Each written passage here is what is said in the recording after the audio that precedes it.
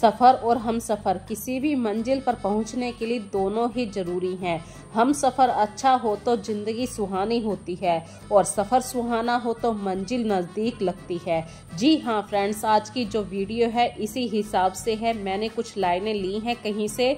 तो यदि हमारा घर छोटा है और वो सही से व्यवस्थित नहीं है, तो घर एक तो छोटा ऊपर से व्यवस्थित नहीं है, तो यहाँ पे तो दोनों ही कमियां हो गई। लेकिन घर छोटा है और सही से ऑर्गेनाइज है, तो यहाँ पे सफ़र और सुहाना हम सफ़र दोनों बातें मिल गई हैं। तो फ्रेंड्स, बिना देरी के आज की वीडियो स्टार्ट करती हूँ और सबसे पहले आप सबका वेलकम करती हूँ और आपसे रिक्वेस्ट करती हूँ, जो लोग पहली बार मेरी आवाज़ सुन रहे हैं या मेरे चैनल पर पहली बार आए हैं, तो प्लीज़ चैनल को सब्सक्राइब ज़रूर कीजिए, वीडियो को पूरा वॉच टाइम दीजिए। फ्रेंड्स, अक्सर मैं आप लोगों से यही कहती हूँ कि मेरी वीडियो को पूरा वॉच टाइम ज़रूर दीजिए, क्योंकि आप लोगों के इस वॉच टाइम की मुझे अभी बहुत ज़्यादा ज़रूरत है। फ्रेंड्स, यदि आप थोड़ा बहुत भी सपोर्ट करते हैं, जैसे कि आप लोग मेरी वीडियो को कुछ सेकंड के लिए देखते हैं, चाहे वो सब्सक्राइबर हैं या नहीं हैं, मैं सभी से रिक्वेस्ट कर रही हूँ, प्लीज़ मेरी वीडियो को अपनी लाइफ में से 10 मिनट ज़रूर दीजिए। और फ्रेंड्स, जब मैं अपने किचन में सबसे पहला काम करती हूँ दूध बॉईल करने का, तो मैं 10 मिनट के लिए वहीं पर खड़ी रहती हूँ और इन 10 मिनट का मैं यूज़ करती हूँ जैसे कुछ और काम करने के लिए। दूध ठंडा हो जाए तो तुरंत के तुरंत ही मैं कोशिश करती हूँ उसे फ्रिज में रखने की, क्योंकि आजकल फ्रेंड्स आप लोगों से क्या बात को छुपाना, हमारे यहाँ पर एक बिल्ली आ रही है और वो इतना परेशान कर रही है। एक दिन तो उसने फ्रिज को खोल के पूरा दूध बखेर दिया, सारा फ्रिज गंदा हो गया। उसकी वजह से मेरा इतना काम बढ़ गया कि मुझे सारा फर्श धोना पड़ा, फ्रिज को वॉश करना पड़ा। तो जब से मैं थोड़ा सा स्ट्रिक्टली हो गई हूँ कि जैसे ही दूध ठंडा हो जाए तुरंत फ्रिज में रखना और फिर फ्रिज को लॉक कर देती हूँ। और फ्रेंड्स, जैसे ही बर्तन साफ़ हो गए हैं, उन्हें आधा पौन घंटा निचड़ने के बाद मैं अक्सर कोशिश करती हूँ कि एक सूखे कपड़े से सभी बर्तनों पे एक बार इस तरीके से वाइप कर दूँ। इस तरीके से यदि ये हैबिट्स आप अपने अंदर शामिल कर लेते हैं, ये छोटी छोटी सी हैबिट्स होती हैं, इनसे आपका घर साफ तो रहता ही है, नीट एंड क्लीन भी रहता है। यहाँ पे एक और बात कहना चाहती हूँ, यदि बाय चांस आप किसी अपने फ्रेंड के साथ बैठे हैं और आपने बच्चों से कहा है कि बच्चे पानी लेकर आएंगे, यदि आपने सही से कपड़ा लगाया सभी बर्तनों के ऊपर, तो बच्चे बिल्कुल भी लापरवाही, मतलब बच्चे तो लापरवाही करते ही हैं, ऐसे ही ग्लास उठाया और पानी लेकर आ गए। और अदरवाइज यदि आप ये काम नहीं करेंगे तो कहीं ना कहीं साबुन का निशान रह गया, कोई कण रह गया।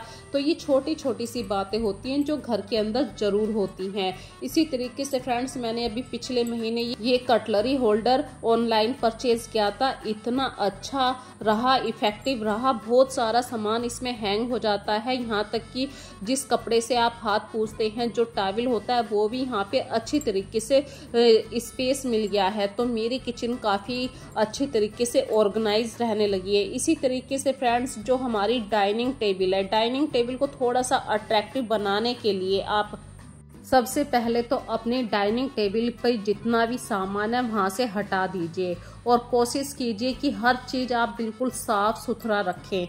जैसे कि जो टेबल पे आप कवर लगा रहे हैं, ज़रूरी नहीं है कि वो टेबल मैट ही हो, आप कोई भी बेडशीट भी यूज़ कर सकते हैं, बस साफ़ होनी चाहिए। इसी तरीके से जो आप टेबल पे मैट बिछाते हैं, प्लेट के नीचे जो मैट बिछाते हैं, उन्हें अक्सर कोशिश कीजिए कि वीक में एक बार ज़रूर साफ़ कीजिए, क्योंकि टेबल मैट पे कुछ ना कुछ कण गिर जाते हैं, जिसकी वजह से ये हल्का सा चिपचिपाहट सी हो जाती है। और बरसात के दिनों में इन बातों का ध्यान रखना बहुत ज़रूरी है।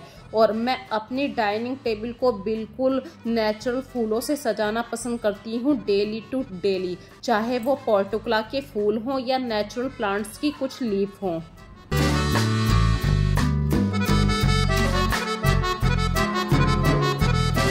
और डाइनिंग टेबल के पास मैं अक्सर छोटे छोटे से वाटर वाले स्टोन जरूर रखा करती हूँ।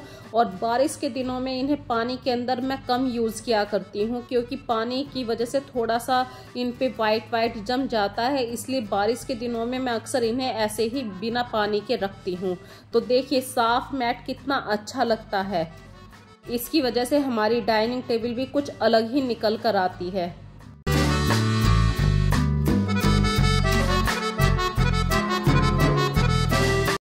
और सुबह के काम जितनी जल्दी हम खत्म करने की हैबिट को शामिल करते हैं, इससे आप अपने लिए एक्स्ट्रा टाइम भी अपने लिए निकाल पाते हैं। बेहतरीन तरीके से आप कामों को जब करते हैं, तसल्ली से करते हैं, तो उनका रिजल्ट इतना पॉजिटिव निकलता है कि चाहे बच्चे कितना भी इस बेड के ऊपर बैठेंगे तो आपकी बेडशीट यहाँ पे खराब नहीं होने वाली।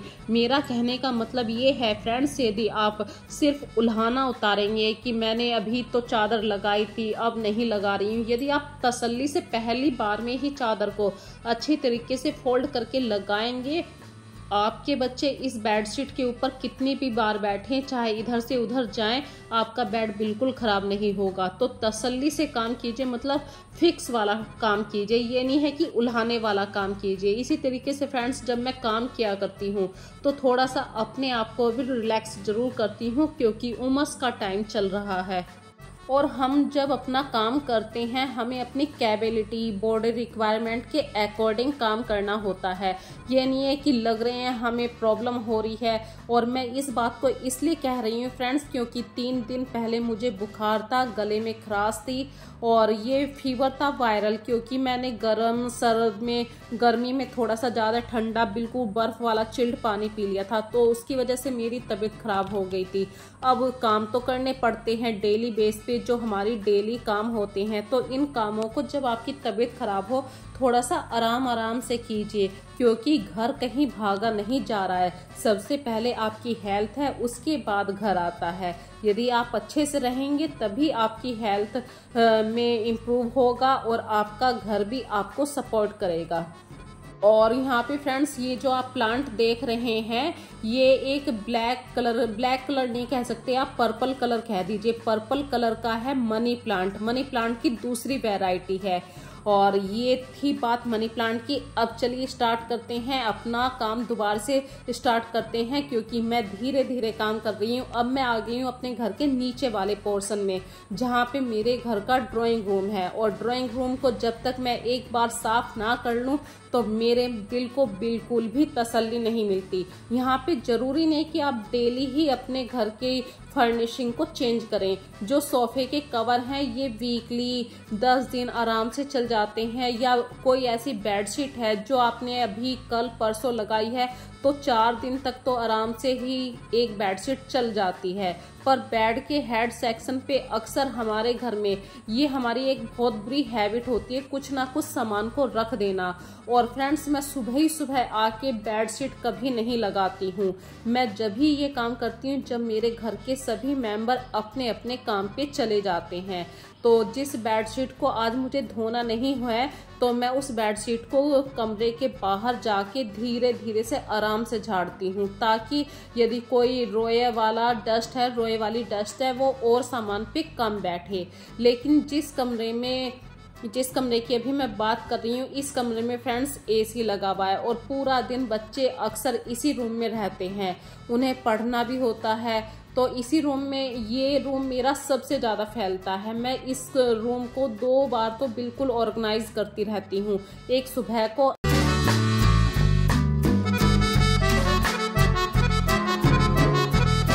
और एक बार शाम को। और सुबह के वक्त में तो फ्रेंड्स बिल्कुल फुर्सत नहीं होती है कि मैं 7 बजे आके इस रूम को बिल्कुल सही से ऑर्गेनाइज कर दूं। तो मैं कम से कम, ये टाइम होता है 10 सवा 10 बजे का। और रात में जब बच्चे थोड़ा बहुत लैपटॉप पे भी काम करते हैं या फ़ोन पे काम करते हैं या फ़ोन देखते हैं, भाई ये सभी के घरों में होता है, तो ये सारी वायर फैल जाती हैं। तो इनको सही से ऑर्गेनाइज करने के लिए मैं, देखिए, अपने घर की जो कपड़े सुखाने वाली चिमटी है, बालों का क्लैचर है, बालों का रिंग मतलब छल्ला है, इनसे इन वायर को फोल्ड करके रखती हूँ, क्योंकि ये बेकार हो चुके हैं और थोड़ा सा लूज हो चुके हैं। तो लूज सामान को भी हम कैसे अपने घर में यूज़ कर सकते हैं, ये होम मेकर आप लोगों को अच्छे तरीके से बता सकती है। तो इन बातों को आप ये मत सोचना कि कंजूस है, ये कंजूस वाली हैबिट नहीं होती है फ्रेंड्स, ये हमारे तजुर्बे होते हैं, क्योंकि हमें एक एक पैसे को जोड़ना होता है।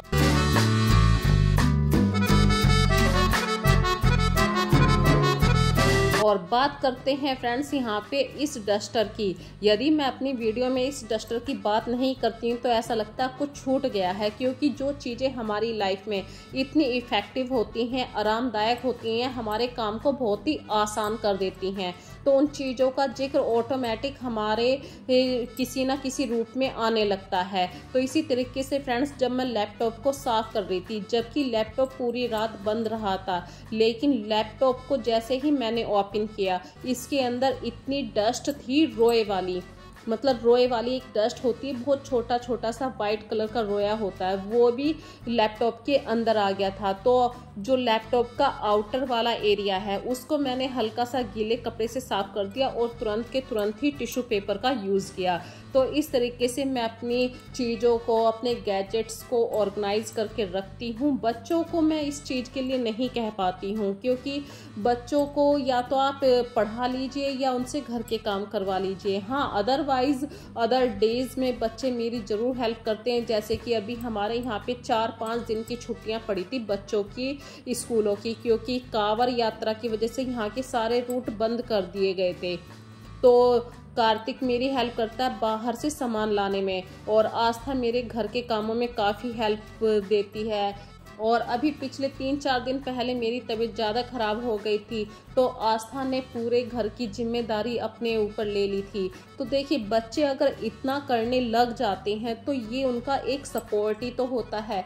तो अब हमें भी पेरेंट्स होने के नाते समझना चाहिए कि हम बच्चों को, जब हम इतनी मेहनत करके पढ़ा रहे हैं, एक एक पाई उनके लिए जोड़ रहे हैं, उनकी कोचिंग क्लास पे इतनी महंगी महंगी कोचिंग क्लास होती हैं, उस पर खर्च कर रहे हैं, तो हमारा भी थोड़ा सा उनके प्रति एक रॉयल मतलब रहना चाहिए कुछ, कि हाँ तुम पढ़ लो, बस पढ़ लो, कैसे भी पढ़ लो। तो फ्रेंड्स, सफाई करते हुए मुझे आस्था की ये स्लेट मिल गई थी, जिस पे आस्था इरेजर नहीं करती है, बस एक क्लिक करने से सब कुछ इरेजर हो जाता है। तो ये आस्था के लिए बहुत ही हेल्पफुल है। और मैं एडवाइस देना चाहूँगी, जिनके बच्चे बहुत ही ज़्यादा छोटे हैं, वो कॉपी पे पेन चलाते हैं, दीवारों पे पेन चलाते हैं, तो उनकी मदर इस तरीके की कोई भी स्लेट उन्हें दे सकती है, बहुत ही हेल्पफुल है। तो फ्रेंड्स, ये टाइम हो चुका है, ऑलमोस्ट 1 बज चुका है, और मैं आ चुकी हूँ दोपहर के खाने की तैयारी करने के लिए, क्योंकि बच्चे जैसे ही कार्तिक स्कूल से आएगा 2 बजे, फिर वो कोचिंग क्लास में चला जाएगा, आस्था 2:30 बजे आएगी, फिर वो दोबारा से चली जाएगी। तो इस तरीके से बच्चों के खाने पीने का एक प्रॉपर ध्यान देना ज़रूरी है। यदि बच्चों से कुछ उम्मीद है तो उनके खाने पीने की पूरी जिम्मेदारी हमें निभानी पड़ती है। तो चलिए, बातें बहुत हो गई फ्रेंड्स, फिर मिलेंगे एक नए कॉन्सेप्ट के साथ नई वीडियो में। तब तक के लिए अपना ध्यान रखिए। So take care friends, bye bye.